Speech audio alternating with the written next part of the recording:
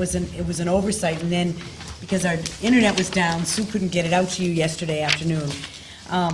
The Finance Subcommittee saw a preliminary version of this before we had a final figure from the mayor. But basically, I turned this chart, the chart looked differently when we was first planning, and I took, so this is down to 2 columns. That middle one was another scenario at one point. But the amount, what was approved by the school committee in comparison to the very appreciated amount, which is basically level funded budget with a little bit of surplus, not a great deal, I think about $35,000 in addition to what we were budgeted for this year. And so it shows the comparison of the work we did as administrators and working with Andy on what other adjustments at the top can we make to find revenues to work with us, to help us balance. Because obviously a level funded budget does not provide you with level services, only if you do some really creative things to get to that particular place. So you're aware that we're spending choice and circuit breaker funds and how that's going to work. And then we looked into more revolving accounts to see any other funding we thought we could spend next year. Then we focused in on the level service requirements and again made a couple of adjustments, taking some chances to go, is there anything else we can do? You learn more. Each month you know more information about where you're headed for the following year, and then you can make Sorry, you keep going. I'll get you adjustments straight away. to that as you move forward. And then our goal was to bring some partial. You guys had approved a partial restoration budget. We knew we couldn't get all of that, but we wanted to hit the highlights of what could we return. And our focus first was on the elementary level. There's absolutely no doubt about it that we needed to bring back the 2nd grade teaching position, and we needed to bring back the kindergarten paras. That's very, very important for parents to be aware of that. And we are anticipating a slightly smaller kindergarten class just based on the city numbers next year, which will make those classes ideal, and we may be able to open up school choice slots in kindergarten over the summer. We are really hoping to do that, but we have to have a firmer idea of those numbers. And again, those were probably the highlights of what we felt we needed to return. We know that there's a direct connection with parents, and when they choice out, when they look at, well, how many, we've always been able to brag small class sizes, and we were starting to lose a handle on that, and this allows us to bring some of that back. We lost some money last year that we found we can't survive another year without a little bit of tech support money, bringing an autism para to the high school, because a couple of those autism students are going to be at the high school next year. Athletic support, mostly because of the cost of the buses for field trips that they're beyond hurting.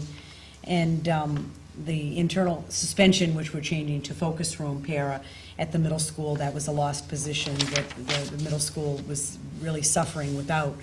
And to bring back a guidance counselor, the split guidance counselor. At one point, we had 3 at the middle school and 2 at the high school, but the need grew for what we needed at the high school, and then we lost that position last year, and we're short in both schools to bring that back. A little bit of food service contingency that Andy feels that should get us through next year with the changes the food service is going to be doing, and some funding for tutors, all with the understanding that when the grant money information comes in the summer and we have to write the grants, we may have to make some refined adjustments. We do feel that the money for the kindergarten paras is a first priority over the tutor money, though we would like to have both, because 2 kindergarten paras are now being supported by Title I, and we can only be sure that we can continue that once we know the titles. And so we worked with that, with those figures to come up with what we saw as a balanced budget that does have some flexibility, that Nancy may come back to you in the summer and say, we need to make some adjustments here, but this is where we want to move forward with for the good of the district. And clearly, it's been extremely difficult for the mayor. He's dug into some coffers that he's never dug into before. We've done unprecedented things by spending money we don't yet have but anticipate coming. But I do think our choice amounts will actually be higher than the state estimate, because I do see some turnaround happening. But the state has no choice to make a prediction based on what they know. But I think that that's going to be good news for the school district next year. We couldn't have done any better than this. This may not all come to total fruition, but we hope the majority of it does. And we worked with the mayor, was as straightforward as he could be with the information that he had, and he's going to share with you that he's still nervous and where we're coming from. But this was, we tried to use our priority list that we had established as much as possible within. That was some direction that had come from the finance subcommittee to make sure that we were following that. And the ad team was able to come to agreement that we felt this was in the best interest of the school district to move this forward. The elementary, those were losses that were really, really harmful. They all end up being harmful, but you're able to adapt to some more easily than others, and clearly we weren't able to do that the way we wanted to at the elementary level, which had a big impact on the kindergarten that came in last year, or that did come in. You know, we're aware of it. So I want the public to know that this is, we're not in great shape, but we're holding our head above water. And I think the district will look better next year than it did this year in terms of staffing to a small degree. So with that all being said, I'll let Mike talk about the other side of this issue. But before you do that, Mike, is Sure. it not, I mean, I just want to make a comment largely because I want to be sure that people are hearing a lot of these numbers and don't have the benefit of looking at this chart in front of them, that in a tough economic environment, the city of Easthampton is making a decision to increase its investment in education. As much as I they mean, can possibly you know, do. when all the winds are blowing in the other direction, I think Right. that we're able to do that is noteworthy. And I just want to emphasize that point. Yeah, thank you. I provided you with a copy of the current cherry sheet as we know it, based on the governor's numbers and the House budget. The Senate budget has not been announced yet. And one page of a spreadsheet. I want to go through this just kind of quickly to let you know where the budget is based.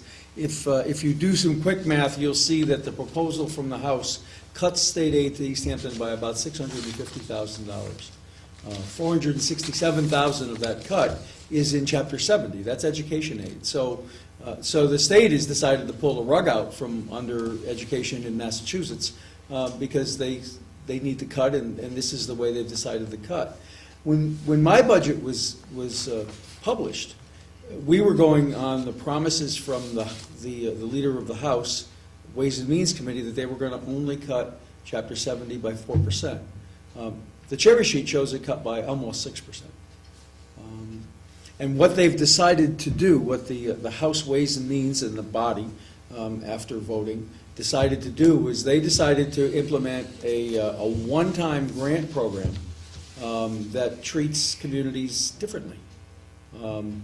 I always wonder why state officials decide to hurt when they could just simply equally treat everyone.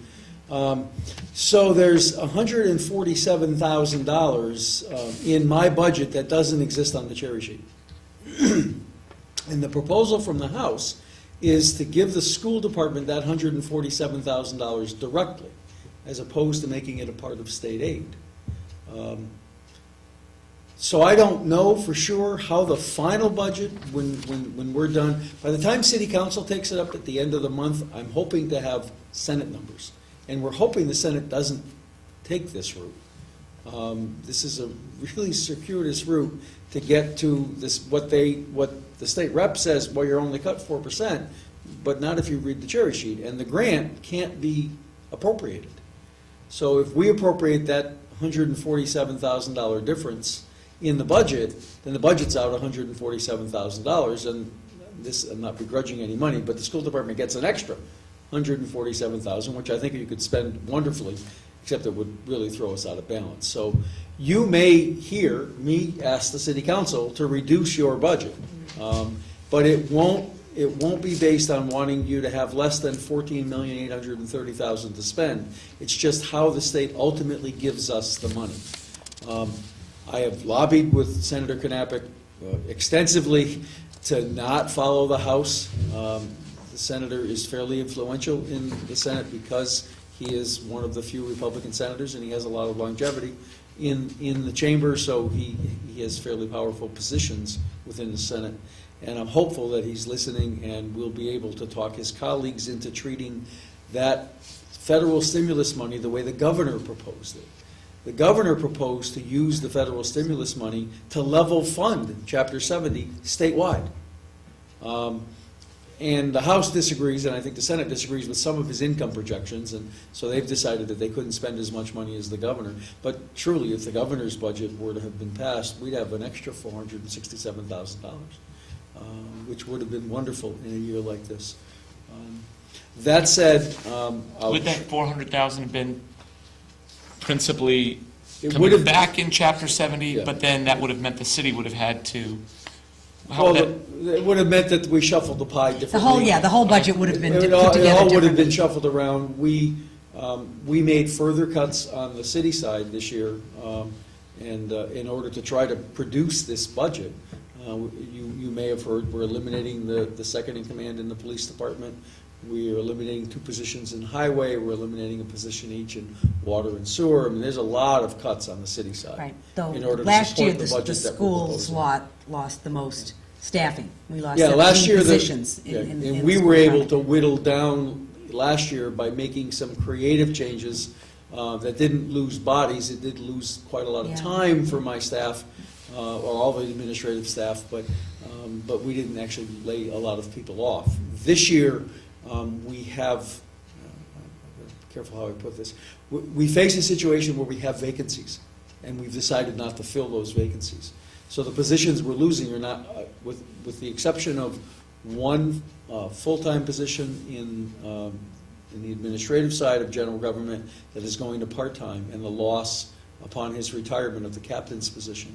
We won't be laying anyone off, but we are eliminating off a lot of positions. That may have been shuffled a little bit more Yeah. had we had That's a right. little flexibility, because we're barely meeting the requirements that we need to meet now, and further reductions in our staff are making it much more difficult. But I didn't want you to believe that if we do move with the city council to try to reduce the appropriation, that it meant an impact on what the superintendent has proposed. We'll be assured that money will come in to cover that 14.8, and I don't intend to ask the city council to make any changes. They have the authority to do that, should they do that on their own volition. But I may need to ask them to do it if the Senate budget ends up looking like the House budget. Right, and that was part of those early on emails when you were still Yeah, trying some to fairly extensive emails Yeah, I trying to know, figure yeah, out what they trying to were figure doing. out what to do.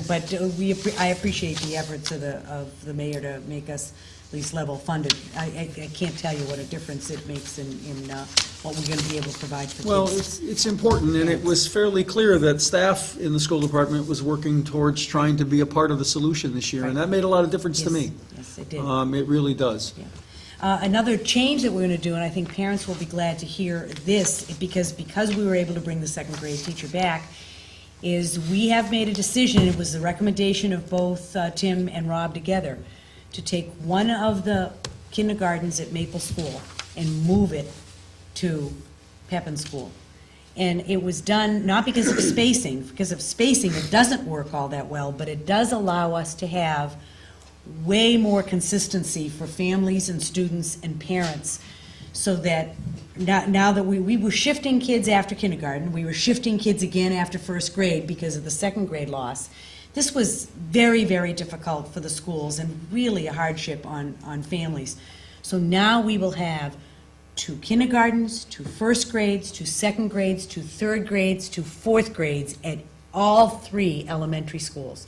This is very good news for parents, and so when they start in a school, unless there's a reason for them to go, it won't be because we have to reshuffle the deck to make the class sizes work and the teachers work.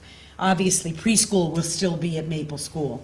And this is hard because people have made a home there, and students have, and teachers have. But again, there's a willingness and an understanding of why we need to do this, because this is for the kids and their families and the parents, to make this really work as best that it possibly can for the community. And it's good to be able to do that. I think I will email you, and I know for sure, I think I'll know tomorrow morning, that the night of going to the Finance Subcommittee is, I think it's Tuesday, the 25th of May. It may be the 26th. I'm not sure if we're Tuesday or Wednesday. But I'll send you that email, because I want administrative support there. I'd love to have some school committee support there as this budget, because it's always difficult with the Finance Subcommittee of the school committee, because they're looking at everything, city, for the first time. You know, they don't have a history of any of that. Mike knows, you guys have been through it.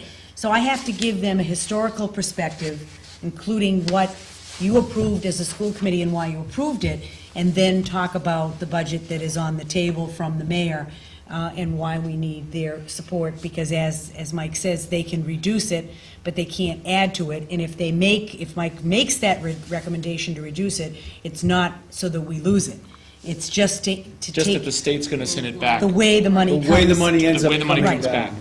Coming back from the state. Can you back up just for one You second? bet. I apologize. No. Going back to the additional structure, combined with what's already in the budget, about now a second grade class going Yes, back yes. into Center, that's back at Center. And now there will be a second kindergarten class at Pepin, that's And correct. so, in addition to the 222 streamline, Mm-hmm. it also means that within those buildings, people teaching those students at that level will have an immediate colleague, Oh, yeah. there, which is of a benefit Yeah, to them it at a professional absolutely is. level. It's also a benefit to the students in those buildings, because occasionally it makes sense for a student To to move it- shift to move a from student. one classroom to another without now having to shift out of the Right, building. yeah. So beyond the sort of filling in the checking of boxes on Mm-hmm. some piece of paper, the actual practical consequences for the educational experience of kids at Center and at Pepin is going to increase beyond just the number of people who are there. Absolutely. And for the Maple parents, we take away that unknown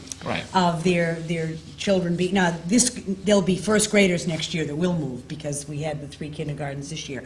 But that'll take away But that's that always been unknown. true. That's always been. Well, ever since we put in full-day kindergarten, so that's not Right. always. That Right. was my second or third year that we did that, so not been all that long. It may feel that way, and it was certainly the right newcomer, thing I to know. do for a million reasons, but it presented that kind of a hardship, not that we were providing full-day kindergarten free of charge to our families, which is a wonderful thing to do, so. So all of those are part of the, and I thank the teachers as well for when I see it as a compromise on their contract by not having a COLA increase next year, and the part they played, the part the mayor played, and the part we paid as a district is taking that risk of spending money that we're very nervous about spending next year, not to make the district whole, but to make it much better than we thought we might go, especially in light of knowing there's districts around us that are making more cuts, that are going to be laying off more people. We will not be in that position, so. With all that being said, I'm going to ask Andy to talk a little bit about our budget, our very tight budget this year, which it is.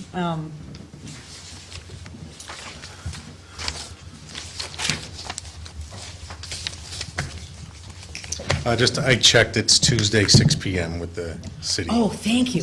Oh, you're good. The Tuesday, the 25th. 25th. You did get that email? I did get the email, yes. Thank you. Regarding this year's budget, as I met with Debbie this afternoon to go over it, the message was it's going to be a tight year end.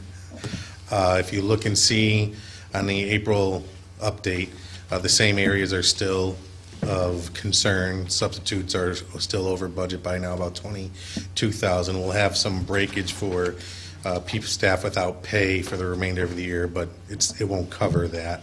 I've met with Ms. Hendershon to go over the medical therapeutic areas. If you look and see, it's projected to be over by about $80-some-odd thousand, but there's still 90,000 and change encumbered. So, should there be some breakage there, any change in that would go to helping out our bottom line. So with that, we have some revised, they have released, and you'll see a revised school choice income statement next month, because there have been some changes as far as the what we're going to receive. They reduced our amount that we're going to be getting this year, not by a lot, but it's sort of luckily it's offset by the fact that we were conservative in our circuit breaker projection. So what we were estimating like 38% they reimbursed circuit breaker, 39%, or it might have it a percent off. Either way, we're getting more circuit breaker than we planned on, so that's going to be able to sort of help out for the reduction that we're going to see this year in choice.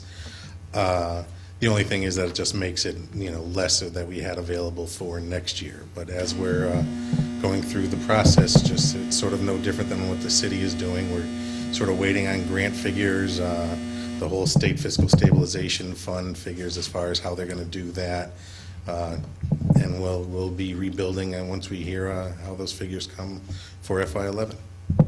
Yeah, it'll be tight. Usually, Pete's maintenance staff is able to, in the summer with end-of-year funds, able to paint some rooms, kind of take the priorities from the principals in terms of some improvements, maybe replace a rug here, tile.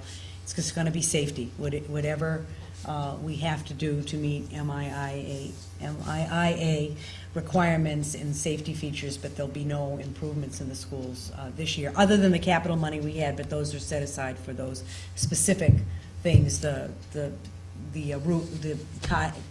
bricks at Maple, the lighting in the parking lot at White Brook, and the replacement of some laptop computers. So that end of it will be tight, but we'll get by.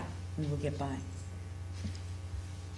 I don't know if this is the right time, but I've had some conversations with the mayor, had some conversations with the superintendent about this, and because I'm not a party to the conversations with the teachers, but hearing what I've heard, I want to compliment them, but I want to just echo the idea that in the big picture, it's very important for any citizen out there and for our teachers who live in other communities, as well as for any citizens here, to continue to communicate with the representatives on Beacon Hill about how the financial model that we're operating under isn't working.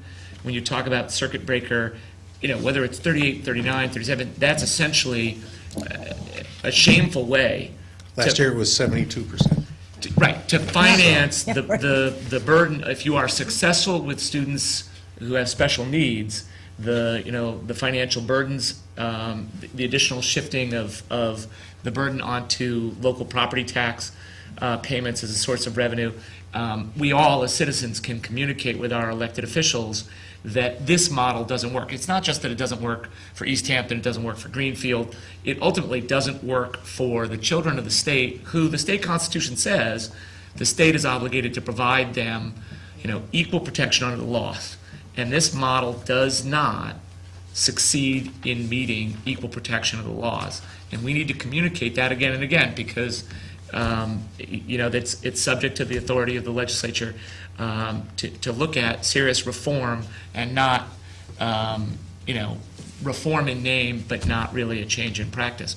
So I would urge, even after thanking the teachers for their cooperation in this negotiation Actually, process. all the staff, not just And all the teachers. staff. I mean to leave no one out. I mean to urge everyone who lives in Easthampton, anywhere in this Commonwealth, to communicate with the elected leaders that they need to look again at this model. They need to think seriously about how we're going to provide equal protection and equal education for the kids, because they deserve it because it's the right thing to do. They also deserve it because it's the constitutional obligation of the Commonwealth. And for those of you who have not done that before and you're not sure how to do that, certainly anyone on the school committee can help you out, or I'm sure folks at City Hall can help you understand or learn how to contact your legislative offices and to do that, because it's very important. Excellent. Any other questions for Andy? Do you have the printing press? He does. Growing a tree. Oh, okay. Okay. Well, that comes under the green vote. Do we have fertilizer? Get Yeah. to the green vote. That comes under the green vote. It does. Is that next? You have also in your handbook a few handouts, including personnel matters. I'm going to ask Peter if it's okay if after we approve the school choice that we move ahead with the energy vote and the management solution vote before you do the minutes in the warrants and payroll. Does that sound? Without objection, Okay. that's fine. All right. Process of going Okay, forward. good. I do have a memo for you. It's nice to open up some school choice slots next year based on anticipated class size. We're still going to wait, you'll vote this summer on the kindergarten, but we're hoping to open up 5 slots. I mean, we've talked about it and hoping we're able to do that. We already have 5 kids on the, or more, on the waiting list to come in, so. Good reason. That would be filled in very, very quickly. Grade 3, 3 openings, grade 5, 3 openings, grade 6, 2 openings, grade 8, 2 openings, grades 9, 10, 11, and 12, 5 openings each. Because a couple of classes that have come in have been small, so, you have to approve, Move. you do have to approve these. Move that the school committee approve the school choice openings as outlined in the May 5th memo from the superintendent. Second. Motion made and seconded. Further discussion? Am I right that someone who opts in here will graduate in 2000 and, Next year's freshmen, if the debt exclusion passes, would graduate from the new high school. That would be, no, they would start, they would, they would graduate They from the would new high graduate Yes. from the new. they will graduate in Yeah. when the debt 2000 exclusion and- passes? Right. They will, Okay. those who opt for those 5 spaces will Okay. graduate in that new building. Okay, Right. that is correct. And we are going to do an ad based on these openings as well. Motion made and seconded. All in favor? Aye. Thank you. Okay. The second is, we did our bid process for our business management services, and Management Solution, Andy's firm, did win the bid, and you have a copy of that here. And next year's contract price is $76,500, which I will tell you is a $1,500 savings over what we have encumbered this year. Okay, so they came in lower than what we're actually spending this year. Were there any other respondents? There were not, but we did do what we're supposed to do with the bid process, though we did tease Andy about that. You're not trash talking us around the state, are you? No, they use, I use the city, all kidding aside, Yeah. I use the school district and the city offices as a model for my ethics. Good. so and you do have to approve that contract. I'll entertain a motion. So moved. Second. Motion made and seconded. Any further discussion about the school business contract? All in favor of approving? Aye. Congratulations. And move forward with the mayor to And yes. explain about the green vote, Really? Mike, if you would explain. which is not about a Thank you. money tree, unfortunately. Well, it could Could be, Yeah. as it unfolds. Right. As many of you probably already know, the city is seeking to qualify as a green community. And in that effort, there are essentially 5 things that we need to do. One is to work on allowing renewable energy to be in the community, and we've accomplished that goal with some zone changes. The second is to make sure that all of our permitting processes happen within a 12-month period, and with the exception of the Stop and Shop permit that took 14 months, we have qualified, and we'll move forward with a guarantee that we won't take that long next time. So we've qualified on that point. We needed to develop a policy or an ordinance about buying fuel-efficient vehicles. The city council did in fact pass that ordinance a couple of years ago. We need to make sure that we adopt the stretch code in order to minimize energy use in new construction. City council did that last week. And the final point is to adopt a plan to reduce our overall energy consumption by 20% in 5 years. We've completed a baseline inventory of all of our municipal energy use, and we are proposing a use reduction plan to be submitted to the state at the end of the week with our application to be a green community. This evening's purpose of my discussion with you this evening is to ask the school committee to vote to adopt a 20% energy reduction plan as proposed by the city. I can give you some detail. It is a plan. There are a lot of thresholds to pass. The money tree in it is that school buildings typically are large consumers of power. This building, White Brook Middle School, is our largest consumer of power, and it needs a lot of work. The qualification, if we are qualified as a green community, we'll be able to participate in a $10 million grant program that only green communities can participate in to help fund energy improvements to meet our 20% reduction plan. And so if we could reduce the energy consumption in Whitebrook, that would free up money to pay for teachers or materials or any other need that the school department might have, besides natural gas and electricity. And so I see that as, this is really part of what my responsibility is, to try to make us run as lean as we can. Green is good, but I'm always looking at saving money, and I see this as an opportunity to get grant money, to be able to save money. We're also using an energy services company called Siemens, and are beginning some what are called investment-grade audits of our municipal buildings to identify where that savings might come from. So I'll stop there and entertain any questions you might have.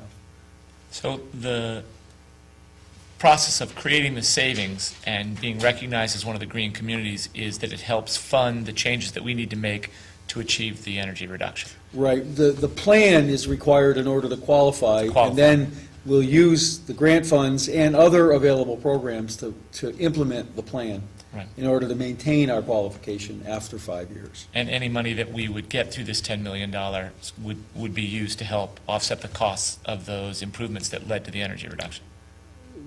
Well, it'll help to pay for those improvements. Right. Because the plan hasn't led to any energy reductions as of yet. Right.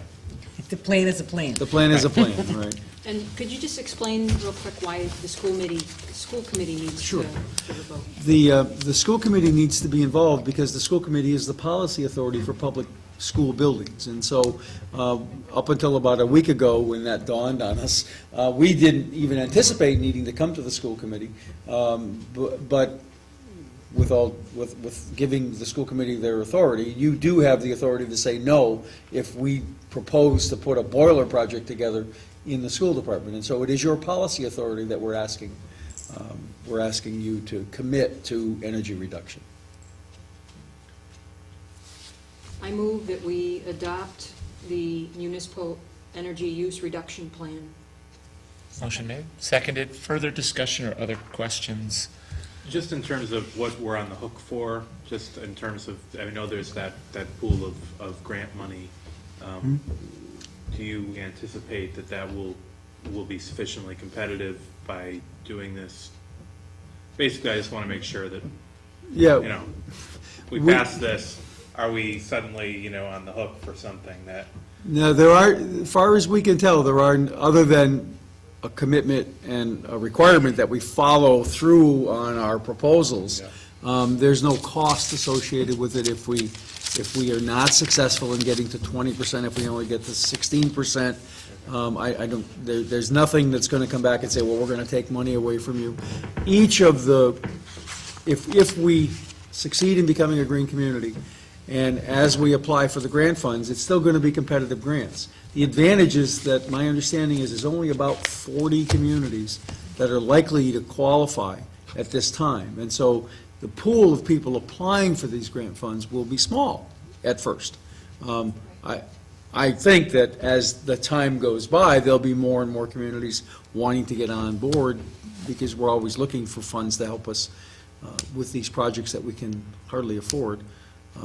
We have been successful with lighting in this building. We did about a $40,000 lighting project. I was successful in getting a grant that paid for about 2/3 of that. The remaining third is essentially being paid down on the electric bill for about 14 months, I think. And then that's going to turn into a savings. So by the time we're halfway into next fiscal year, the savings that this building is generating from that will actually turn into available revenue for the school department. As an example, do you know approximately how much savings you would anticipate over, once you have a clear year to compare? I believe it's about $600 a month. I don't know if you remember the number, but So $600 a month.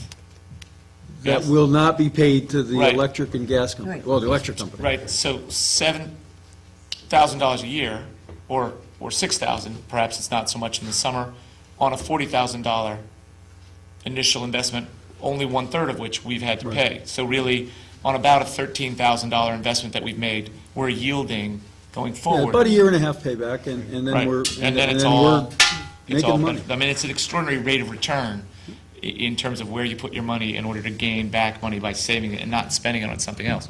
That's an amazing rate of return. People would die for that with their retirement funds or other things. So Yeah. it's great that we're doing it with energy conservation. Any other questions then? All in favor? Aye. Opposed? Great. Thank you very much. Thank you, Mike. And I think we're into Minutes. minutes, warrants, and payroll. Donna, Yes, You're the boss. motion to approve the minutes of the April 13th school committee meeting. second. Motion made to approve the minutes of the April 13th school committee meeting. All in favor? Aye. Aye. Opposed? Abstentions? Thank you. I think that's it, right? That's all the minutes? That's it it? for minutes, yeah. There's nothing else. We're done. No, No, Well, sorry, warrants, sorry, payroll. sorry. you No, wish. I meant done. With the minutes. With the minutes, yes, because both the executive session and the regular session were approved in one motion. Right. Okay. Pink sheet. I move to approve the school payroll dated April 22nd, 2010, in the amount of $1,394.30. Cut back. Second. Motion made and seconded to approve the payroll dated 22nd of April 2010 in the amount of $1,394.30. All in favor? Well, yeah, just so you know, I'm just confused. that was a special payroll because there was an individual who was missed Oh, on the regular pay okay, cycle. Okay. And so there needed to be a special payroll to pay that individual in a timely fashion. Was that seconded? And The passed. second and voted, yeah, I'm We're sorry, I was through. talking after the. Next pink sheet. Motion to approve the school payroll dated April 22nd, 2010, in the amount of $450,731.21. Motion made and seconded to approve the school payroll dated 22 April 2010 in the amount of $450,731.21. All in favor? Aye. Opposed? Sorry. Any more pink sheets there? I'll sign those others. And we'll pass this one back. Okay. Why don't you just pass it over to Laura? Certify and then you can vote sign this for that. space afterwards. Motion to approve the school payroll dated May 6, 2010, in the amount of $440,985.41. Second. Motion to approve the school Yeah, this payroll one dated here. 6 May 2010 in the amount of $440,985.41. And, all in favor? Aye. Can I just back up for 1 second? No, can I look at the pink sheet? did we do this one too? Oh, I keep forgetting those bottom ones. I'm sorry. Hang on 1 second. No, that's okay. That one's good. So we just need to read this one. Okay, we got to get that one too. Yep. Okay, motion to approve the accounts payables authorization for payment date April 22nd, 2010, in the amount of $437,413.90. Second. Second. Motion made to approve accounts payable authorization for payment dated April 22nd, 2010, in the amount of $437,413.90. All in favor? Aye. Great, thanks. Okay, motion to approve the accounts payables authorization payment for dated May 6, 2010, in the amount of $201,698.08. Second. Motion made and seconded to approve accounts payable authorization for payment dated May 6, 2010, in the amount of $201,698.08. All in favor? Aye.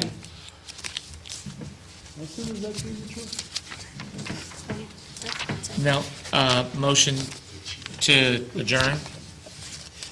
Move to adjourn. Second. All in favor? Aye. Aye. Please sign, have a great night, and remember to vote. Now you Do I need- Oh, shoot. I need something that says that.